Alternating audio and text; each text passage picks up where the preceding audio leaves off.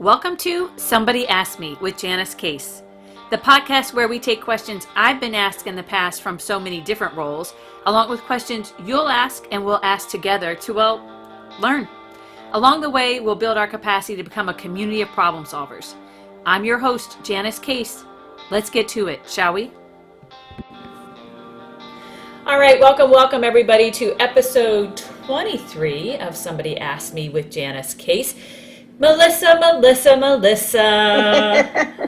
love these recordings because I get to see your face. How are you, friend? I'm doing well. I'm hanging in there. Can't complain. You look good. Nobody else can see you right now, but let me just be clear with everybody. You look good. I've got my Sunday morning look on. You've got your ready for the day look on. So there's that. I had to. It's been one of those weeks, and so sometimes I just say, you know what? Maybe if I get up and make myself feel pretty, if I get up and make myself look pretty, I'll feel pretty. So that's the goal for the day. It's beautiful. It's so funny you say that because I had a group of girlfriends over. Don't worry, everybody. It was under 10. For dinner. We ended up having dinner here Friday night because we were going to go out for one of their birthdays and opted here. And we social distance. I have pictures with masks to prove it. So anybody who is concerned, please know that you can reach out and I can offer you proof. But my point being, like halfway through the day, I was about to text them to say, and gosh, if you guys want to like come in your loungewear and keep it easy, keep it. And then I was like, no, like we never have an excuse to get out of our freaking loungewear. So instead we all did ourselves up a little bit, like you said, made ourselves feel human and pretty. And it was great. I'm so glad we did that. We get so few opportunities to do it now that I'm telling you, if you can do it, I've started watching these little TikTok videos, and there's a woman who said she was going to dress up to go to the grocery store. I love it. She's like every day. So I'm just like, yeah, let's do that today. I love it. We went yesterday to a little wine tasting place, vineyard here close by, and they have outdoor stuff right now, etc. And same thing, I wore a little dress, and Joe, God bless him, Joe was like, you're kind of dressed up, aren't you? And I was like, I think what you mean is that I look really nice. Is that what you meant? I'm pretty sure that's what you meant. And I said, babe, look, I haven't had an excuse to wear a dress in 6 months. I am wearing a dress today. So anyway, there you go. So that's where we're at. So folks, let's introduce what we're doing here. So for those of you who are diligent listeners, you've heard the episode that we're about to play for you before, because it was the first episode of season 2. And we are repurposing it now. If you've listened to all of our episodes, you know why. But in case you're somebody who hasn't, let us give you a heads up. What we're doing basically is going back to some of our longer, really important conversations, and we're chunking them, because we understand that if you go to listen to us and you see 2 hours or you see 1 hour and 50 minutes, that in and of itself could be a reason you don't click play, because you just, in your mind, you don't have that kind of time. And Melissa and I have talked about, like, I'm not driving all over the state right now, so I do have less time that I'm attributing to listening to things like my podcast and my audiobooks, etc. So we decided to go back to some of the really important ones and to chunk them in a way that will make them more consumable for you all. And this very first one is our episode about unity. And yes, we did this deliberately because just actually exactly a month from now, we will all be either heading to the polls or we'll have voted in advance, and we will be choosing not just our next president, but a lot of next politicians and representatives from all across the spectrum. And we're actually going to have a conversation the week before about how you inform yourself about how you vote. But in the meantime, the idea of using your voice is certainly very perfectly placed here. So Melissa, let's talk a little bit about what we're going to focus on this first part of the conversation. Absolutely. This was one of my favorite conversations because I feel like it was just you and I. It was a true, honest, just conversation, our opinions, our thoughts, our ideas on ways to use your voice and some other information. So in this very first piece that you'll be hearing, we're just going to talk about why it's important to use your voice, ways that you can use your voice, and how you can go about doing it in a way that will alleviate some of the fears you may feel surrounding doing so. So that's what you'll hear this next segment. All right, I love that. So folks, we're going to head right into episode 22, part 1 of a conversation about using your voice. So let's get to it.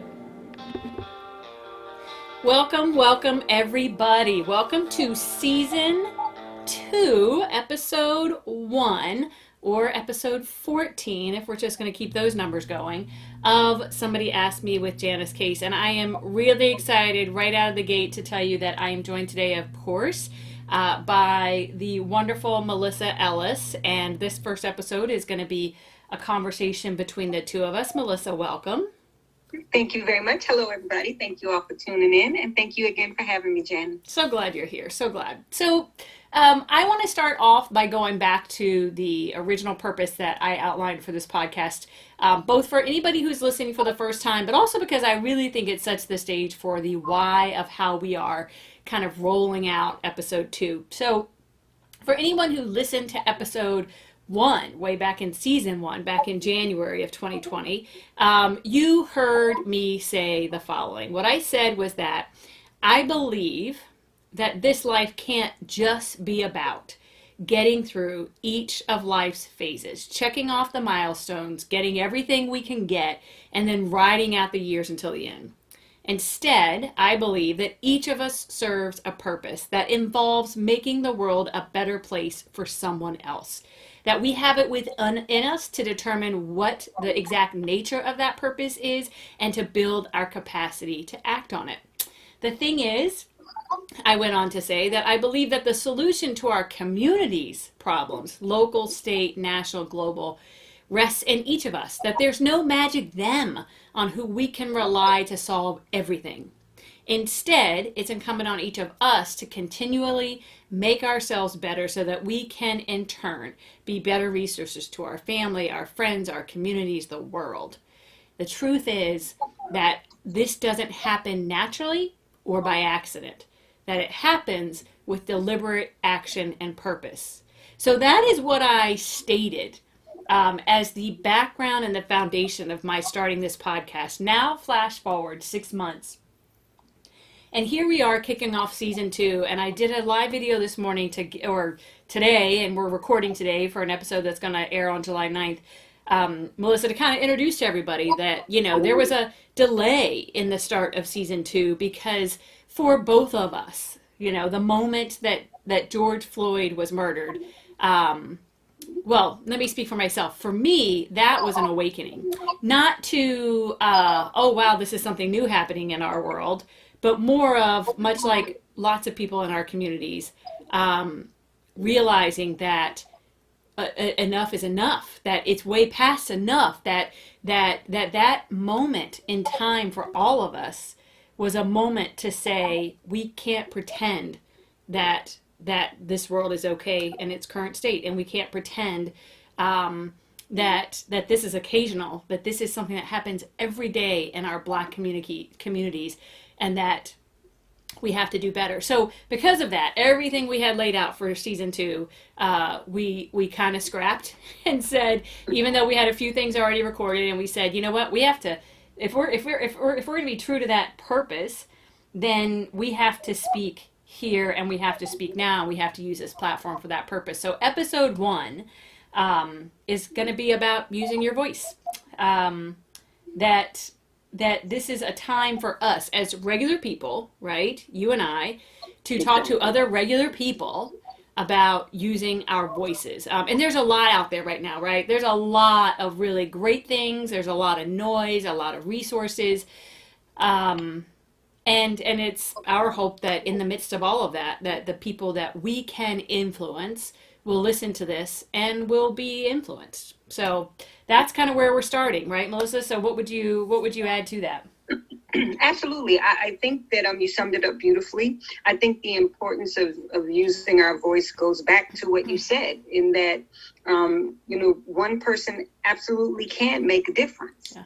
And we're going to talk about how that can be done and why it's important to do so. But I think starting off with that message, because I think that's one of the reasons that a lot of us either don't use our voices or, don't really know what to say, how to say, all of that stuff, is because they don't really believe it's going to make a difference with so much in the air right now, with everything that's going on. Like you even said in the beginning, where do I fit in? What do I do? So hopefully by the end of this podcast and the future ones that we're going to have, we'll be able to help people, and like you said, not that we're experts, but hopefully we'll be able to help some people navigate their way through some of that confusion.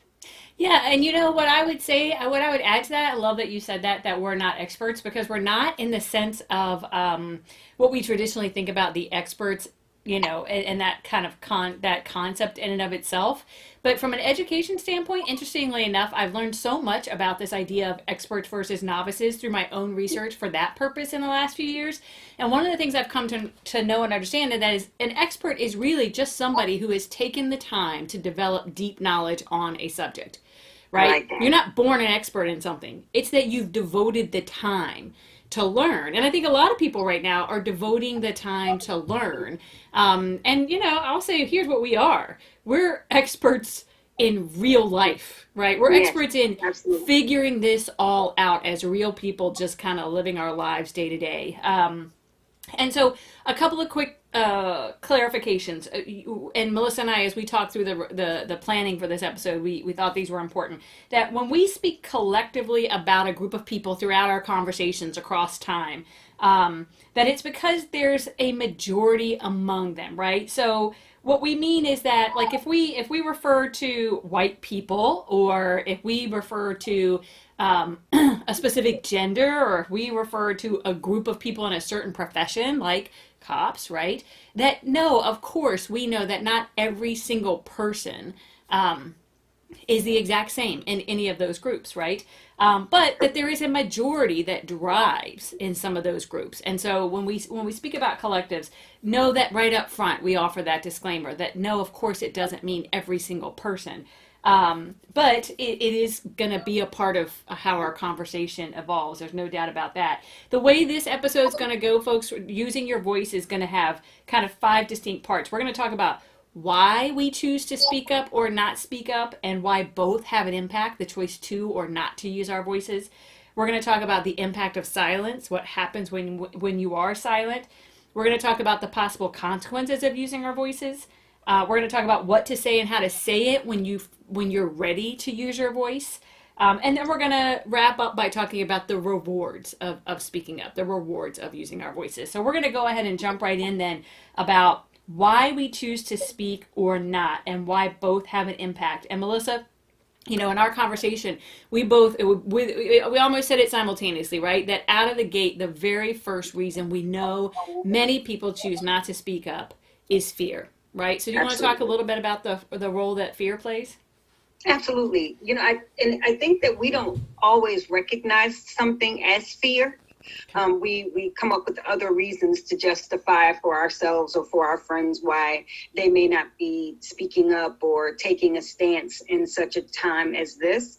But I think when you get down to the root of it all, it's just fear. It's the fear of potentially offending somebody that they care about, or the fear of saying the wrong thing, or the fear of being the first one to say something in their environment.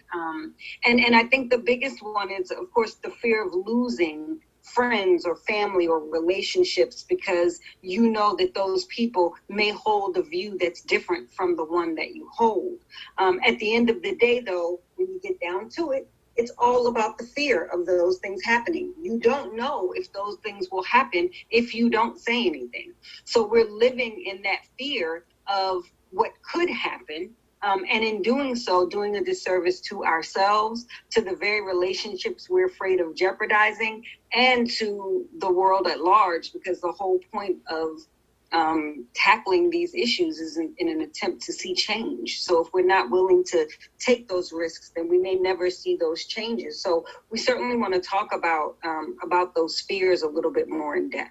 Yeah, agreed. And I think that you did a great job covering all the different potential fears, and certainly, absolutely at the root of all of them, I think, is relationships, right? How the relationships we care about will be impacted, because you can really love someone, right? Really care about someone, and be faced right now in this moment in time as we have really brutally honest conversations about the impact of racism and institutional racism in this country across all realms, and suspect that there's somebody you really care about who has an opposite view, maybe is simply a little bit oblivious or non-committal, right? That's a truth about our country and our communities. And so, yeah, the fear of losing them can be very real, right? But I really appreciated how you said it, because quite frankly, this choice to use your voice or not, to use our voices or not,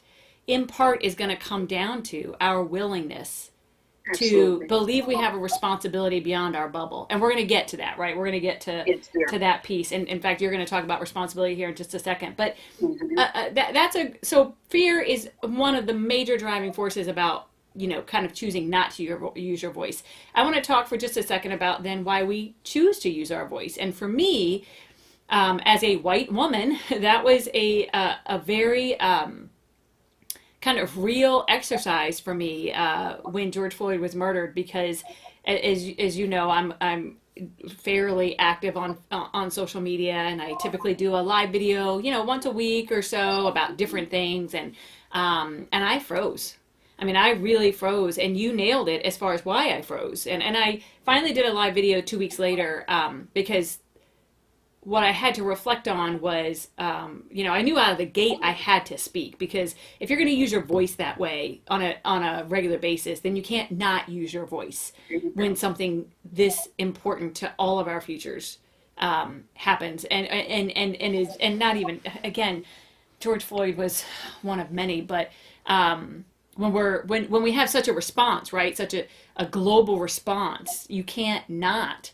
And so it took me a while to be reflective, and it took me a while because at that point, I wasn't really so much afraid of relationships. It was more of like, no matter what I say, I'm going to offend someone, right? What if I say something that offends you, Melissa, right? As a black person in my life that I care a lot about, for example, right? What if I say the wrong thing, whatever that is in quote finger? So that was it. But the conclusion I came to as far as why to use my voice was that it was kind of a why not me, right? If not me, then who, right? Like every embracing the idea, again, going back to the purpose of this podcast, that each one of us has a purpose to serve, and toward the ultimate purpose of serving others, and lifting up someone else. And so it kind of really came down to, how can I not, right? And I felt a deep responsibility to that, which leads us to that idea of responsibility, a reason to use your voice. If you're sitting out there listening and you've not used your voice because you've been paralyzed, right? A reason to is because it's our responsibility. And Melissa, I know you have a lot of wonderful things to say about that. Yeah, as a black woman, which I'm not sure if everybody knows that. I know, that's why I clarified. Right now, but as a black woman, and at seeing this happen to my very own community, and I know that there are people out there with blinders on who will want to combat that by saying, "Oh, it doesn't happen to you more than any others." But I implore you to do research. I implore you, because when you do the research with an open mind, it is impossible to ignore the fact that police brutality rears its ugly head against black people more than any other group of people. That's just a fact. And there are a list of names far too long for me to ever list of victims, people who were not doing anything that any other race has not done, whether it's breaking a law or not, who ended up dead at the hands of police officers with no justice for that person's family, for our community, etc. In fact, it was just another day, and it moved on to another news story. Janice, I heard you, and I've heard a lot of people say that George Floyd was like that point for them. For me, it goes back much further to Trayvon Martin. The 16-year-old boy who was walking from the store. He was visiting his father for the summer in his father's neighborhood. He was walking from the store, and I'm using air quotes here, a community watchdog, saw him walking and decided to take his life. And that's what happened. He was never convicted of the crime. I won't say his name. I just refuse to give him the attention that he so desperately wants. But Trayvon Martin's life was taken. He was 16 years old. And at the time I have a young Black boy I'm raising myself. And so it hit me very hard that my child could simply be walking from the store in his parents' neighborhood. And because someone had never seen him before, felt that it was okay to chase him down. And then when he tried to defend himself against what he thought was an adult that was following him and chasing him, that adult ended up taking his life. And faced no consequences because of it. So that's just one of many stories that I could tell, or that you can read. Yeah. And, you can Google, you can research, you can watch YouTube videos. So as a Black woman, seeing that happen, and not just to Black men, but to Black women, such as Sandra Bland, Breonna Taylor, the list could go on and on. I don't even know how to stay silent. I simply can't. I feel a sense of obligation to not only the victims, but to my friends and my family and my child to speak up and try to enact some type of change so that this isn't a fear that we have to live with every day. It's a fear we live with every day. And I don't think that people really grasp that. I don't think people understand what it's like. Every time you pass a police car, you have to be extra vigilant because the last thing you want is for him to turn around and follow you. The last thing you feel when you are pulled over by a cop is, oh my God, I hope I walk away from this alive. And that is a real fear, one that I myself have experienced. So I can't be quiet. I feel a sense of responsibility, and to all of the things I've stated, but to the world in general, we all deserve better than what we have. And the only way we're going to get it is if we force the change. And the first way to do that is to speak up. So that's my reason for doing so. Yeah, it's interesting because you just gave us a very personal take on responsibility, right? And how and why you feel the responsibility in the way that you do. And part of our conversation, and, we kind of agreed out of the gate, we were going to be very honest and transparent. And yet we were going to try and strike a balance because we want people to listen, right? And one of the things that we're going to get to from a resource perspective is this idea of how you get people to keep listening, right? And part of that is how you speak and how you use your voice. But I feel like, so then to build off of that, right?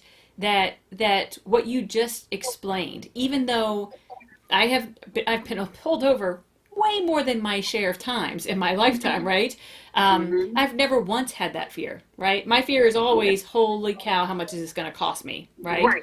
Never have I had that fear. And so, and again, what I'm ashamed of, and I said this in my first live video when I was finally ready to speak, what I'm ashamed of is that I know that has happened, right? That's been depicted. It's been depicted in books. It's been depicted in movies. It's been depicted. But like a lot of people, and again, I absolutely, there is shame around this. It was seeing George Floyd die the way he did. But let me stop you, Janice, because I don't want you or anyone else to feel shame. But I think shame only comes if you're still burying your head in the sand. If you see that there are things happening and you're just willfully ignoring them. Because honestly, there were plenty of victims before Trayvon Martin. He was not the first. Amadou Diallo is the first one that comes to mind for me, who was in New York and was shot 41 times on his doorstep because he had his wallet in his hand. Right. So, and that was, I want to say, I don't know the year off the top of my head, but oh my goodness, it was some years ago. So I didn't feel it or it didn't hit home for me until Trayvon. It may not hit home for many now until George Floyd. The point is that once it hits, once you see it, once you recognize it, you can no longer hide behind that ignorance. And if you willfully just choose not to see it or refute any attempts to get you to a place of understanding another person's perspective, that is the only time that you should feel shame. I've seen you doing the work, Janice. That's the reason why we can do this. That's the reason why we can have this conversation, and even the reason why we remain co-hosts on this. If I didn't feel that you were willfully and purposefully doing the work, then I couldn't be here. So to even hear you say you feel shame, I don't like that. I don't want you to feel that. And I don't want anybody out there to feel that if they're willing to do the work. That's what's important. Well, and I really appreciate that. I do. I appreciate that, and I appreciate your perspective on that. I will say this, though. I think we have to feel uncomfortable, right? I get that. Like I do. And so as much as it's a hard thing to admit, right? Feeling shame about not acting before, feeling shame before not being a part of the solution. And yes, I like to think that I've worked my whole life to serve others, but this is a very specific place that we have to be better in this country.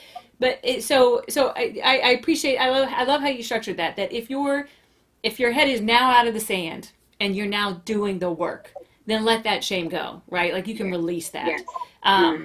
But I do think it has to be with that caveat, because I do think that if up until the point you do take your head out of the sand and you do use your voice, right? And we're going to talk about how you can use your voice in ways. We're not talking about doing live videos like I am, or doing podcasts like we are, or standing on the mountaintops, right? But using your voice in some way, and I feel like until people do that, we should be ashamed, right? Like shame on us. All of us. I don't care who you are or where you come from or what have you. So that was a big piece of it, responsibility, right? In this first part of the conversation about why to use your voice, or why people or fear or stray away from using their voices or steer away from it.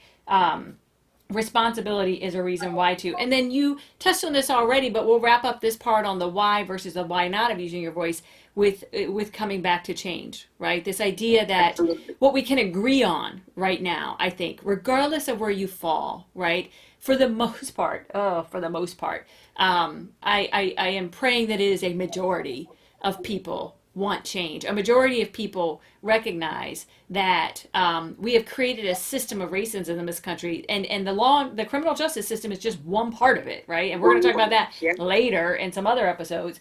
But in this part of it, we've created a system of racial injustice that is so embedded that we have to each start using our voices in a lot of different ways if we hope to see change, right? Absolutely right. Yeah.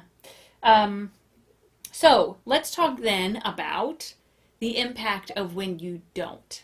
The impact of silence, basically, is what we're going to spend a few minutes talking about.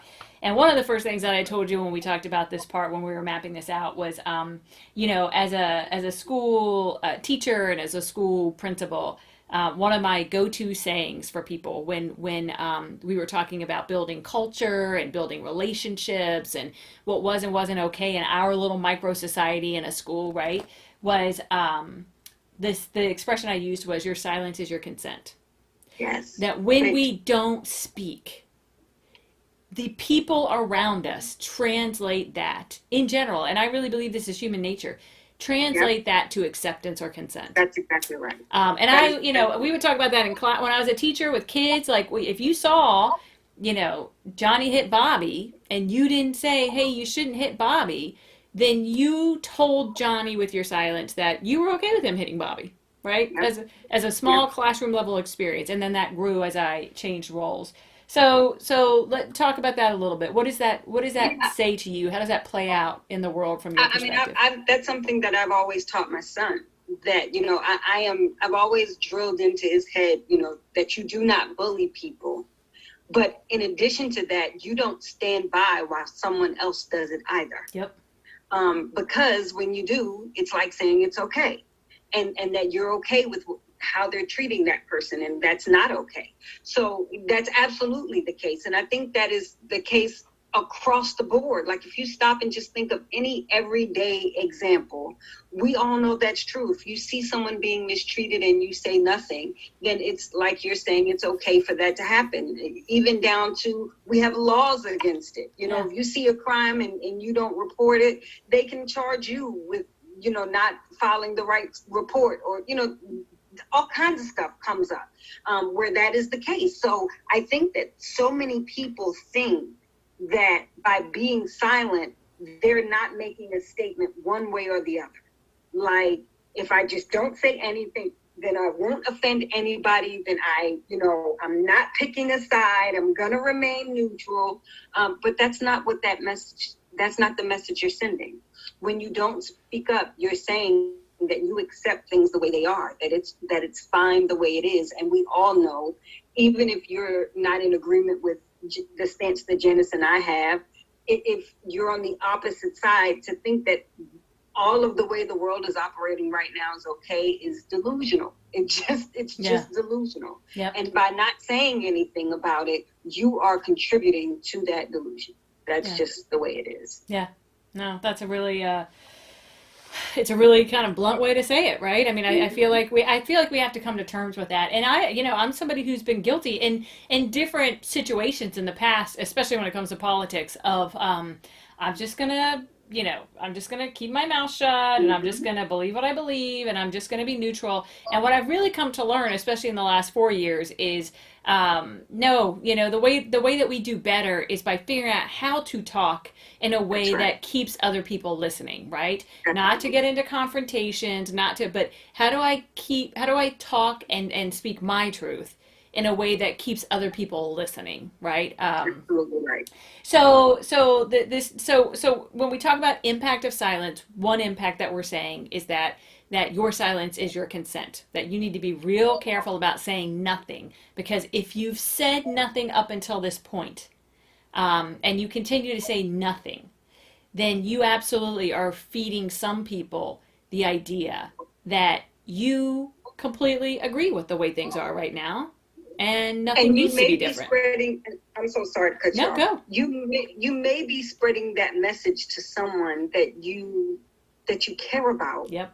That you don't even realize is waiting for you to say something. I'm going to be very blunt and very clear with this.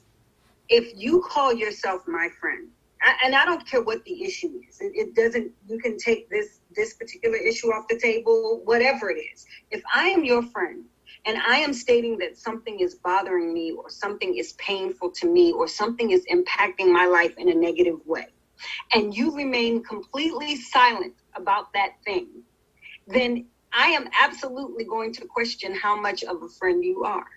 I think that's human nature. Yeah. I think it is fine to believe that people with different opinions and feelings and all of that can be friends. We absolutely can. But if we're going to be friends, I need to know that things that negatively impact my life matter to you. Yeah. Because if they don't matter, then where on earth is the friendship in it all? And so sometimes by remaining silent, by saying nothing, you're actually hurting people that you care about, because they need more than that from you. And it may not even be that they need you to do it publicly, although that is what we're talking about today. We're talking about using your voice. But the one thing I say, and I told Janice this, we discussed this when we spoke, the thing I appreciated about Janice is that even before she made a big live video or anything, she was just like, I'm checking in. Yeah. Are you okay? Yeah. Which let me know that she saw that there were things impacting my life. And if you're not doing that for the people in your life, then you're failing them. You're failing these relationships that you claim you want to save by saying nothing. So you're essentially defeating your own purpose. Yeah. Because in saying nothing, in an attempt to save your relationships, you could very well be losing them. Or, so much agreement. Or you could be maybe saving some relationships with people who don't want you to say anything, but exactly. And they might not be the people who you want to save. Right. And what kind of friendship or relationship is that if you can't be who you are? If you can't speak freely about how you feel. One of the things that we discussed before we even talked about what the show was going to be, and you started saying, I feel like we have to do something. And I said to you, I'm so glad you said that, because I couldn't be a part of this if we weren't going to address these issues, because these are things that matter to me. Yep. So if I had just gone along with the flow and we just moved on and kept talking about other things while my spirit sat unsettled, or my feelings were hurt, or whatever the case may be, then what kind of friendship would we have? What kind of working relationship would we have? Like, it's not genuine. And I think far too many of us settle for relationships that are fragile, they can't withstand a disagreement. And if it can't withstand the disagreement to the point that you won't even spark the disagreement, then that's a relationship I would recommend people, reevaluate. Yeah.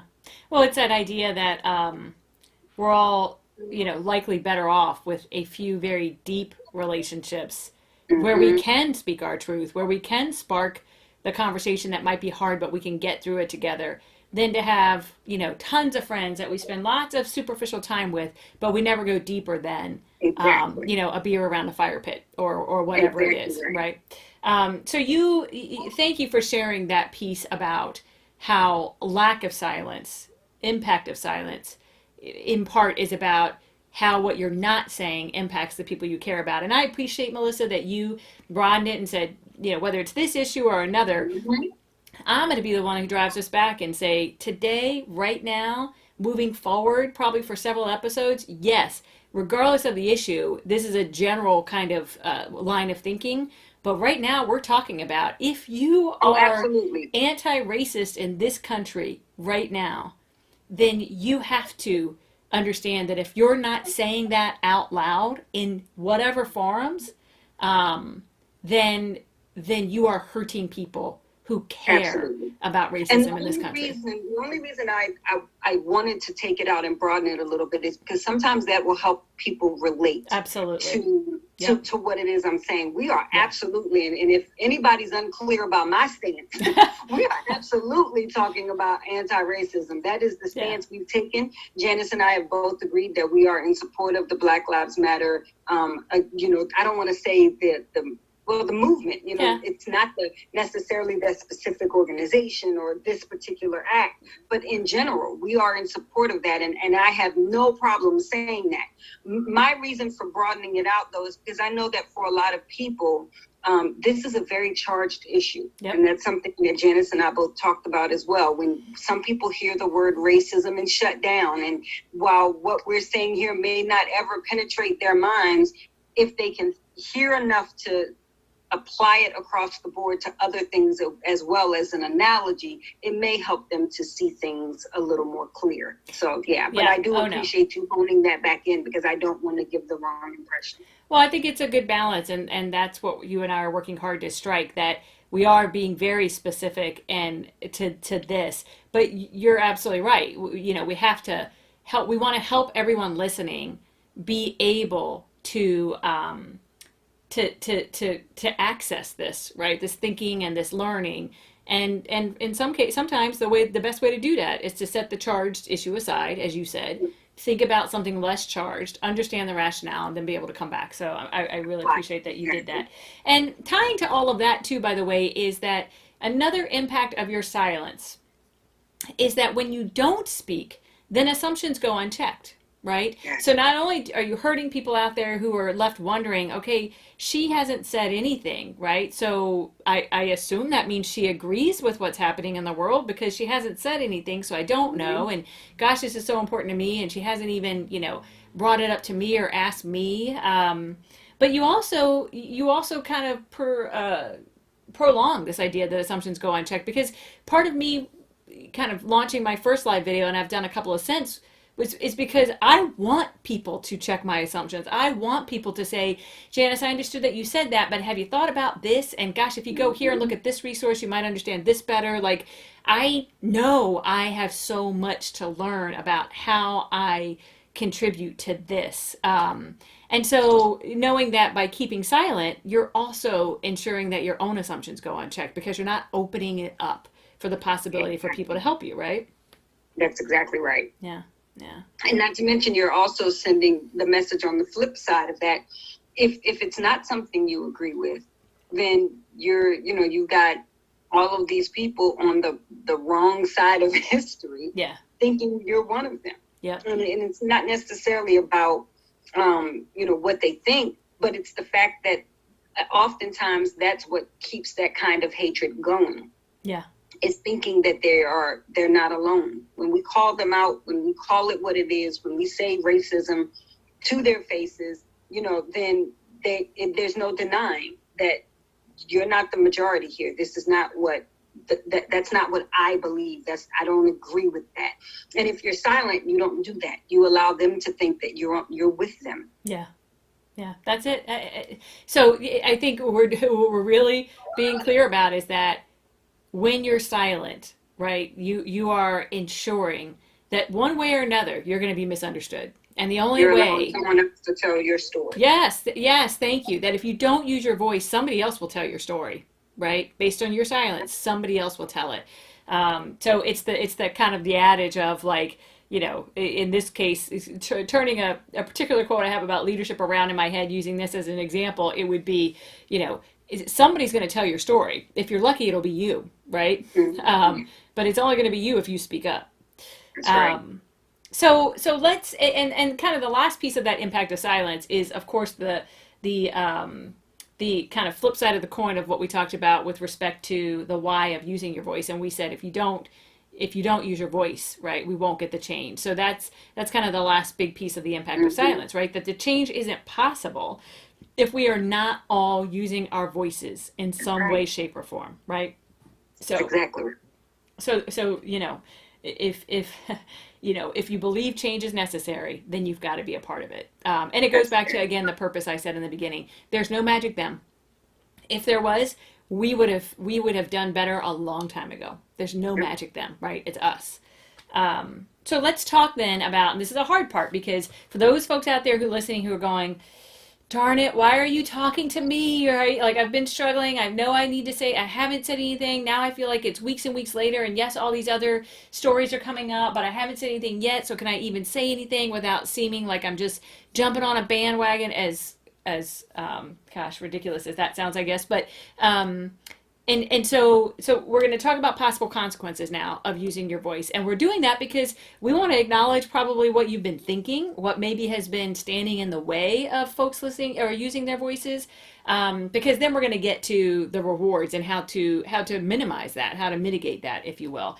And the very first reason out of the gate is that, and I'm gonna talk about friends piece, and Melissa's gonna talk about the family piece. Is that you could lose people, and in my case, the example I'm gonna offer is friends, right? And it kind of ties into what we were just talking about. That if you have friendships that are superficial, and you introduce this conversation about the systemic racism happening in this country, and the result of it on the black people in this country, and what are we going to do about it? If your relationships are superficial, you stand the risk of losing friends, and even your deeper relationships, right? If you've never dug into this conversation before with someone, and you really don't know where they stand, right? They're a good person, they do good things, but you don't really know. And God, we're seeing so many examples of that right now with the more insidious kind of underbelly, if you will, of white supremacy in this country that's rearing its head, that used to hide and doesn't hide anymore, right? Doesn't feel like it needs to hide anymore. And so for me, I have absolutely thought about that. And what's interesting is that because of COVID, we're spending less time with our friends. Maybe we're seeing them virtually, but we're not as connected maybe as we were even 3 months ago.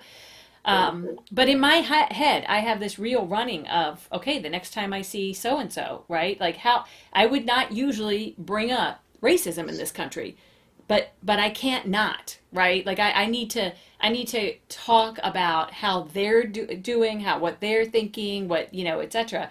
But I know that a risk of that is that I could lose people, right? That they're going to be people who don't want to talk about it because they want to keep their heads buried in the sand. They want to just go on with their day to day and do what they do, and hope this is all going to go away in a few months, or really care about what's happening to black people, but not really want to be the one who stirs the pot, so to speak. So yeah, one possible consequence is you're going to lose friends. And Melissa, I know you wanted to talk a little bit about family too. Yeah, I think even worse than friends for a lot of people is the fear of losing family members. Yep. We all know people who still have racist family members. It may be difficult to check them, but it's absolutely going back to that original why you use your voice. It's your responsibility to do so. Yeah. It's difficult though to think of. We're all so in one way or another tied to our family. It's difficult for most people to sever those connections or to even deal with them less or just not be able to see them. But the truth of the matter is that that's where hatred starts, is within our homes and within our families as that gets taught to the children, and it moves from generation to generation. And if you have members in your family who are blatantly racist or who aren't getting it, even if they're not blatantly racist, if they're just not getting it, if they're just, they're still wrapped up in the media spin of everything, instead of actually hearing what the issue is. And just to not to veer off track too much, but to give an example of that was when Kaepernick was kneeling, everybody immediately started saying, oh, he's unpatriotic. That's disrespecting the flag. And it had nothing to do with that. Yep. Like, it had absolutely nothing to do with the flag. But because that's the side of it that the media jumped on and perpetuated, that's what so many people even now still choose to believe. So if you're not checking those opinions at your dinner table, with Thanksgiving dinner, regular dinner, just a family gathering, you're doing a disservice to yourself because you're not speaking your truth. You're doing a disservice to all of us who are out here trying very hard to enact change. And you're absolutely doing a disservice to that family member by allowing them to remain in their ignorance without at least the efforts. But trust and believe, we know that you're not going to change every person. That's just not something that you'll have the ability to do. But if you don't at least make the attempt, then you're letting yourself and the rest of us down by allowing those things to go unchecked, which we've discussed as well. Yeah. Yeah. And you were talking about it in terms of, bringing it up maybe for the first time ever, right? Mm-hmm. And having conversations. Yep. But or even just disagreeing out loud. Like, how many times have we heard a family member say something that we don't agree with, but we just don't say anything because we don't want to cause any problems. I'm only going to be here for dinner, and then I'm going home, and I don't have to deal with this ignorance anymore. Right. That's just him. We all know he's like that, etc. Yeah. Well, that's exactly where I was going with that. That it's not just about introducing the big conversation. It's also about finally using your voice to confront it when it rears its head, right? Obviously in front of you, right? In all the ways that it does, right? So I think, and we're going to talk here in a bit about what to say and how to say it. So we're going to get to how you can do this, right, in ways that will not, won't necessarily result in you losing people. But we just wanted to be really upfront and acknowledge, tied to that fear that people have. Part of it is that they'll lose people. Another piece too is, so I work in an organization, a not-for-profit organization, and I just love dearly, and I was really happy to see the organization very quickly, like a lot of organizations have done, come out with a statement, and behind our statement is a lot of conversation about, even in this kind of relatively small little organization, we have to actually investigate, right? What are we doing that perhaps is kind of perseverating the problem or contributing to the problem that we don't even realize? Like,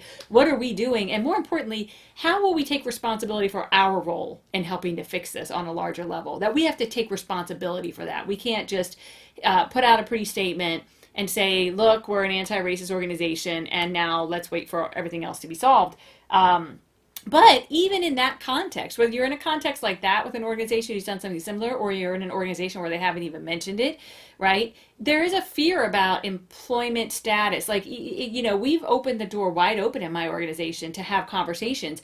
And what's happening now for some of us is we're going to push that, right? Like, you introduce the opportunity to have uncomfortable conversations, so we're gonna run right through that door and introduce them. But that doesn't mean that we're still not a little bit cautious, right? Like, okay, we're saying we want to have these conversations, but what's going to happen when we really have these conversations? Mhm. And again, if you're with a company or an organization where you're not even having those conversations, and a whole different conversation for me is the conversation about systemic racism in the world of education. But so another consequence, right, could be as you start to use your voice, whether it's in your personal life, your professional life, is professionally speaking, right? Do you jeopardize anything there, right? Is there something that you have to be concerned about?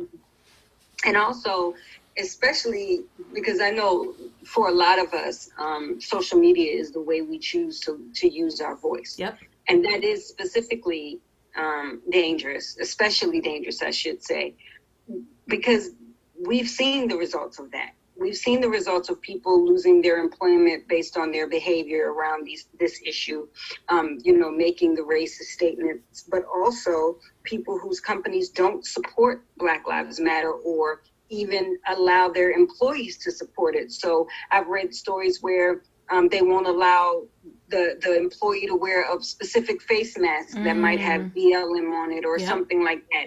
And so if that is your chosen method of using your voice, you have to be prepared for that consequence. Yeah. It's not the case all the time, but it's absolutely a possibility. Okay, folks, we're going to pause right there for part 1 of Using Your Voice. Tune in next week for part 2 of Using Your Voice, where we're going to lean into the idea of, okay, so what are some ways you can use your voice?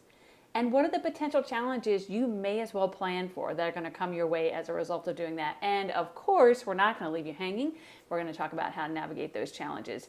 Part 2, I promise you, just as important as part 1. So be sure to share and subscribe and like and do all the things, and then come back next week. Let's get to part 2 and we'll get to it.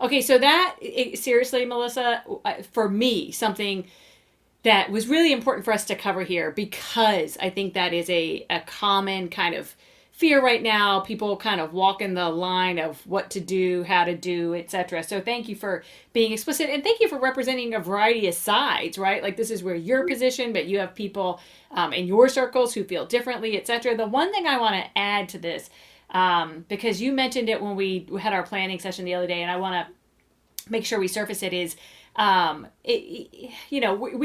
kind of talking in the context where somebody reaches out seeking to understand, right? But we also Right. want to be clear about not expecting that every Black person you talk to is going to be okay with you Mhm. demanding the research, right? Well, if Yep. the criminal justice system is so bad, like, what percentage of cops actually do blank, or what, Right. like you said, that data is there. Go That's find right. it, look at it for If you yourself, and if if you you don't, really want to know, it's there. That's the thing, is that I yeah, don't think people understand that when they start doing stuff like that, it's a clear sign of deflection. yes, It's a clear sign that you're not really there to gain an understanding. You're there to dispute. Because if you really wanted to gain the understanding, I mean, come on, that's a simple Google search. yeah, That doesn't take. I don't have to be. I shouldn't have to spit out those statistics that you are admitting you don't know yourself. that's For it. you to be involved and interested in getting the information. It's a very common thing that happens, especially on social media, Yep, on yep, all sides, where someone will come, one of the topics, not, again, we're not drilling down deep into every issue, but the issue of Black on Black crime, right, which is foolishness, because crime is just crime. Everybody, you'll see exactly, killings happen most amongst people, between the people you're around. yeah, And even in this country with desegregation, Blacks live mostly amongst Blacks, and yeah, whites live mostly amongst whites. And so whites are going to kill whites more, just like Blacks are going to kill Blacks more. But you don't hear white on white crime ever. It's not even a term. It's not something that's even discussed. yep, So when someone comes to me with that argument of, well, what about the Blacks who are killing the Blacks? I know instantly that you're not really there to understand. You're right, there to deflect and defend. yeah, And so I'm not going to do that work. I'm not going to get into that discussion with you, because it's deflecting from what it is I'm really trying to do. So on both sides, I want people to recognize that, number one, you're not owed anything from anybody. But on the flip side, I don't owe you anything. So if you come to me with a conversation I don't feel I need to have with you, I'm not going to have it, period. yeah, yeah, absolutely. And But it's okay to say that. yeah, it's okay to say that, and I'll add to that, because you were very clear when we talked about this, that in part the difference comes down to, can I tell you're trying to do the work? If Mm-hmm. you're trying to do the work, I'm going to help you as much as I can. If Absolutely. it's clear that you're not trying to do the work, then I'm not going to make it easy for you not to do the work. Exactly. And then the last piece I'll add on that piece is, this idea that, in my mind, the last thing we should be doing right now is asking Black people to defend their positions. The Absolutely. absolute last thing. Absolutely. In my mind, if there's a responsibility in this country on white people right now, it is to be the defenders of the Yeah, Black position, right? that's exactly right. So anyway, so again, all of this is under the category of the part about what to say and how to say it. So those are all kind of fuel for thinking, and a couple of the Mm-hmm. resources that I wanted to make sure I drove you to. So I will say this: we started this part of the conversation with, start small, start simple, talk about how you Right. feel, talk about how you're worried it's impacting the people you care about, talk to the people you care about, reach out to the people you care about, etc. And as you begin to seek to understand more, right, to be able to use your voice beyond that immediate kind of small space, if you will. If you're like me and a lot of other people, you're trying to seek to understand, seek to know, seek to learn, seek to whatever. And there's a ton of resources. Like, you cannot turn on your television right now, right? You click on Netflix, one of the first things you see is a button on Yep. everything they have that has to do with Black Yep. history in this country, right? You click on iTunes, same category. You click on, I mean, it's everywhere, right? So there are a lot of starting points. I'll share a couple of the ones that have to do with this part of our conversation, which is what to say and how to say it, that have been really beneficial to me and my family. Like, we sit around with because we have 5 adult children, so we sit around with the ones who are here and we're having conversations around these. One of them is, and I'm sharing these two, by the way, because I feel like they're easily accessible, and or I want to say relatable, but I want to be careful not to say, oh, it's relatable, so it's easy, because there's nothing about this is easy. But one of them that we came across, and it was a colleague friend of mine who directed me to it, was a relatively new YouTube channel that Emmanuel Acho, who was a professional football player, is doing right now, called Uncomfortable Conversations with a Black Man.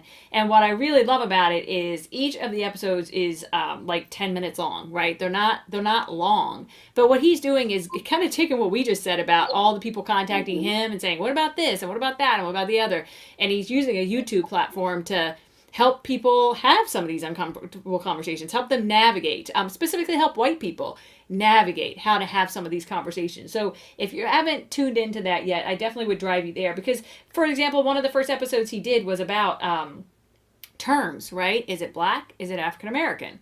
And he shared, right? Like, okay, white people, here's why, and he landed on, Black, and here's why, and he talked about, because not every Black person in this country is from Africa, although, Melissa, like you shared, you embrace an African heritage, so African American is fine with you, but that he basically said, the safe zone is Black. But he's doing that kind of thing, right? He's answering some of those simple questions, but he's getting deeper too, and he's getting, he's bringing guests on to talk about kind of deeper issues, etc. So it's a great starting point for conversations, especially with your family, with the people who surround you, or your friends, or what have you.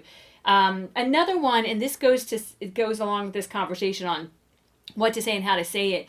And I shared this on a recent Facebook post, but it was a TED Talk that somebody shared with me. And I do appreciate that I have lots of friends and colleagues now who are sending me stuff, because they can see that I'm seeking to understand. And so they're sending me resources.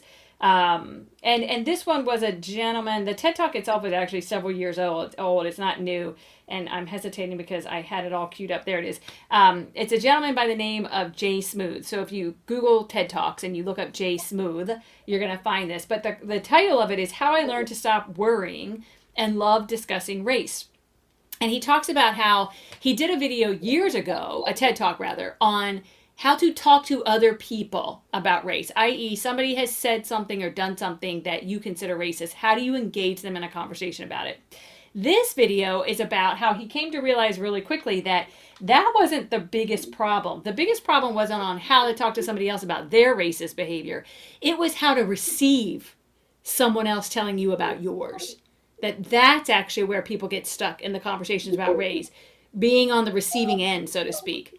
So I encourage folks to go to that, because it's going to help you. It's going to help you figure out how to use your voice, right? But it's also going to help you understand how to think about. We're not the thing that he says. That's why it's important for us to keep learning. Is he says that racism isn't something that you work on and then you're better, right? You don't wake up one morning non-racist anymore, right? That because it's in this country, it is so embedded in our culture, in our context, in our history, in every facet of our world, that he gives the analogy of tackling racism like you tackle being clean. That you don't wake up one morning, take a shower, and announce to the world, I'm clean now, and never have to think about being clean again, right? That you actually have to work at being clean every single day.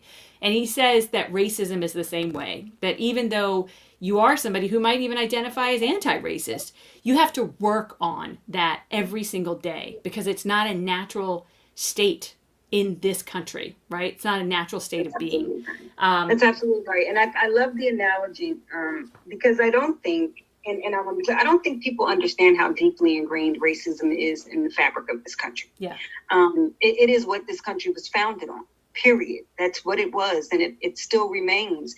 And so if you hear racism and you immediately feel offended or something like that, then you're taking it far more personal than it need be, because at some point everybody has been indoctrinated with this message that whites are a superior race, or that they are more entitled to certain things in this country. Like, we've all gotten those messages, whether we're Black or white. Yep. So if we're not willing to own that and tackle that, like he said, every single day, then we'll never overcome it.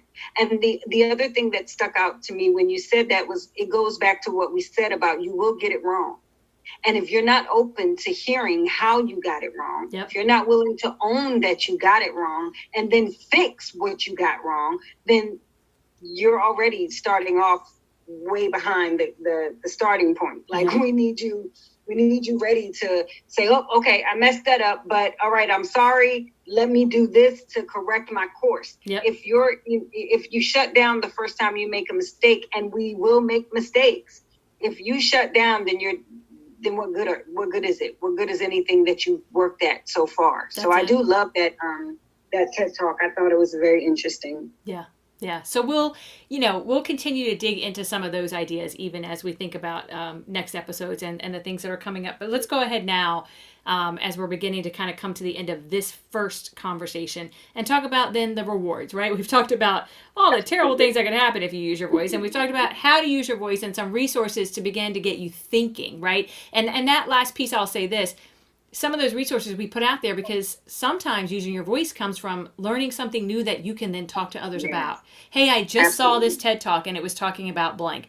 That's a way of using your voice, right? Absolutely. So let's talk about the rewards of speaking up. And I know let's talk about, Melissa, how you make the people in your life that you care about feel by using your voice. I've been honing in on that a lot, I know, and it may even seem a bit like beating a dead horse, but I think it's a very important message that if you have friends who are impacted by this movement, and you speak up and you reach out to them and you let them know that, look, I'm here, I hear you, I too believe it was wrong, I too believe we need to do better in this country.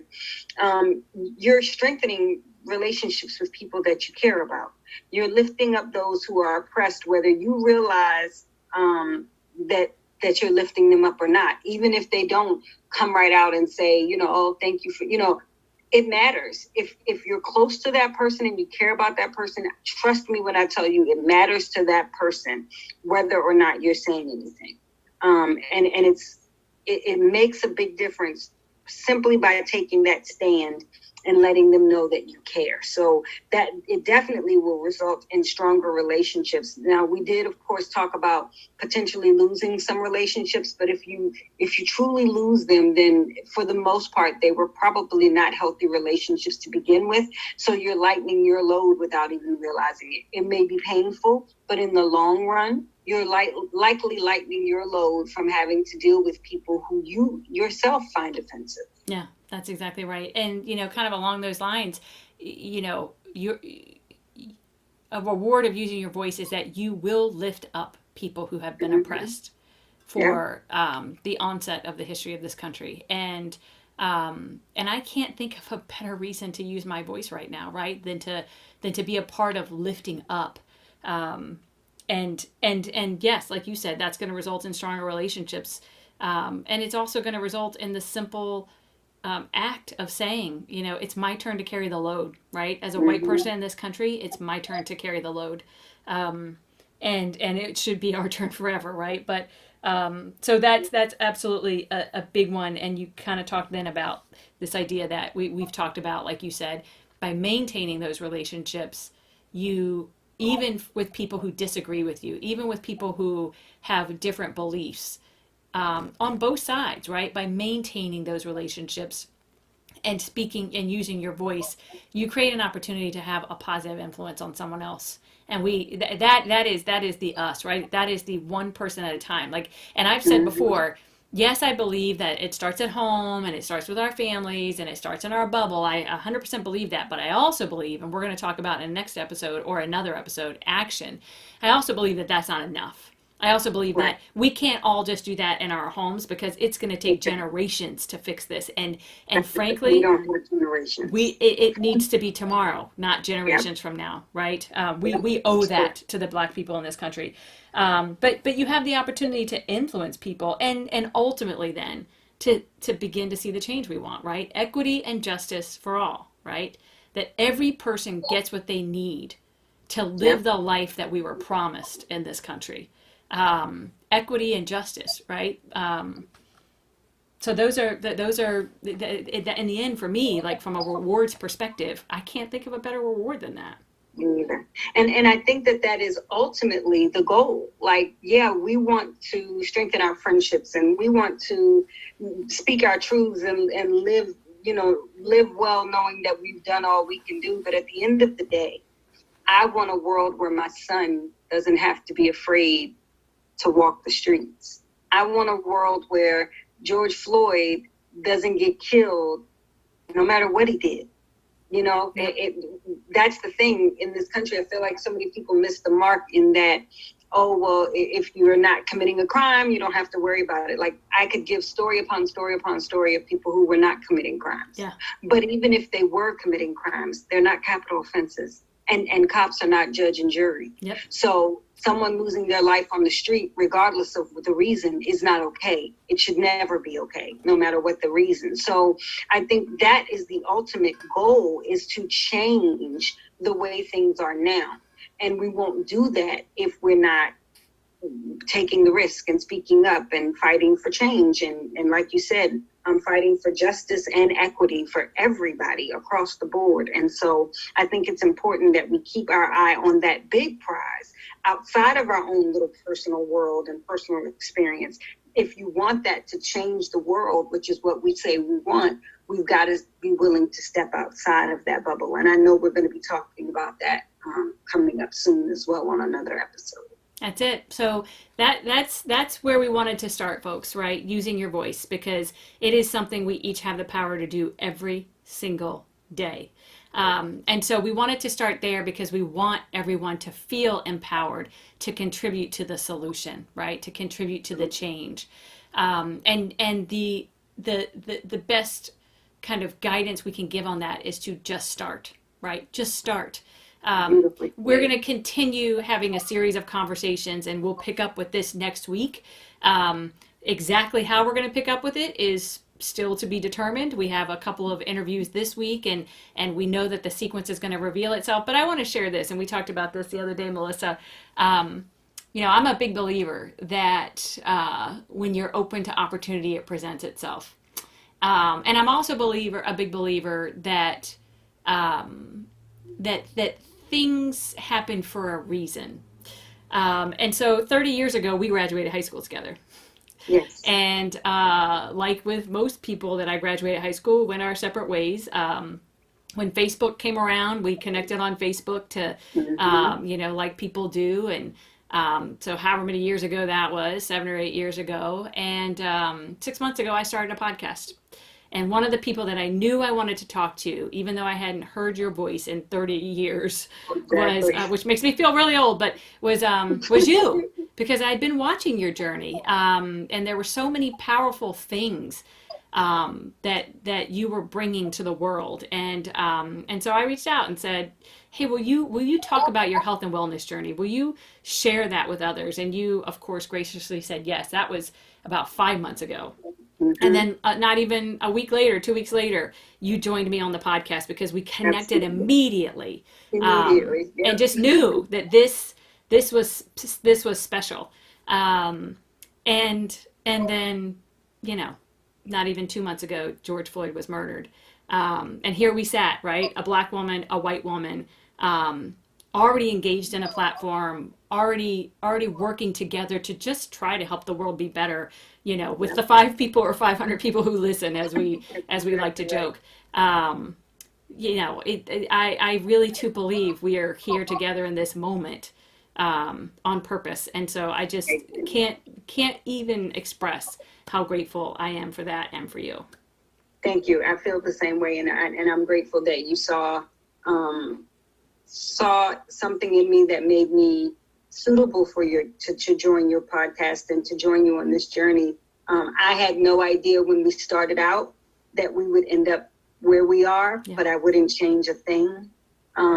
This conversation is proof positive that this was meant to be. Yeah. This was meant to be. It was. Yeah. Thank you for that. So, folks, that's where we're going. And I said in the very first episode, I'm going to repeat it as we close up here today, and that is this. Take what you will, right? Take what you will. Leave behind what what doesn't make sense to you. And as we leave this first episode of Somebody Asked Me with Janice Case, I will say we're looking forward to having you tune in for the next episodes. And we would ask that you reach out to us, Melissa or myself, with questions, with things that you'd like us to tackle, real people talking to real people about real everyday stuff, right, with respect to this. So reach out to us if there are things that you feel like you'd like to hear us tackle. Share our stuff, right? The more voices that hear, the better. We could be the voices that help somebody else see things a little bit clearer. And tune in next week, and we'll get to it.